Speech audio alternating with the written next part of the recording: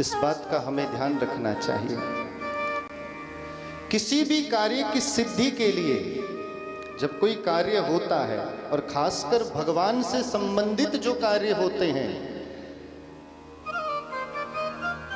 उन कार्यों को करने के लिए 3 साधनों की आवश्यकता होती है। जानते हैं कौन कौन से साधनों की?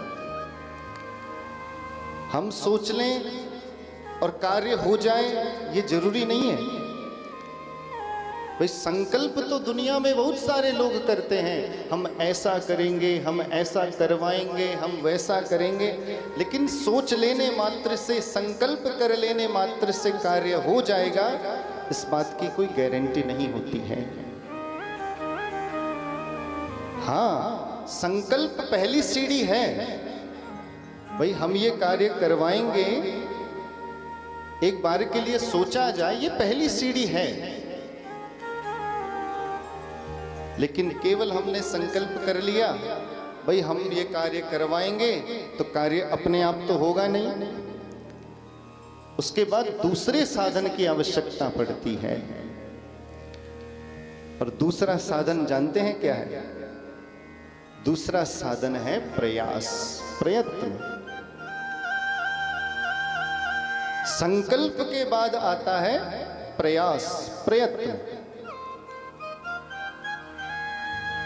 लेकिन आपने दुनिया में बहुत बार देखा होगा, हम सोचते और संकल्प भी बहुत करते हैं, उस संकल्प को पूर्ण करने के लिए प्रयास भी अथक करते हैं, पर कभी कभी देखा जाता है हम बहुत प्रयास कर लेने के बाद भी किसी काम में सफल नहीं हो पाते।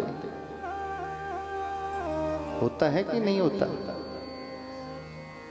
मनुष्य अपने जीवन में संकल्प भी बहुत करता है, संकल्प को पूर्ण करने के लिए प्रयास भी बहुत करता है, पर इस बात की कोई गारंटी नहीं कि वो जिस काम के लिए संकल्प और प्रयास कर रहा है वो कार्य उसका पूर्ण होगा भी या नहीं।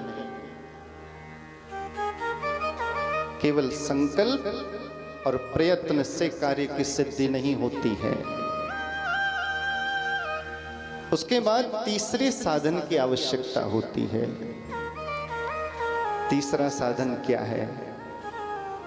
तीसरा साधन है भगवान की कृपा।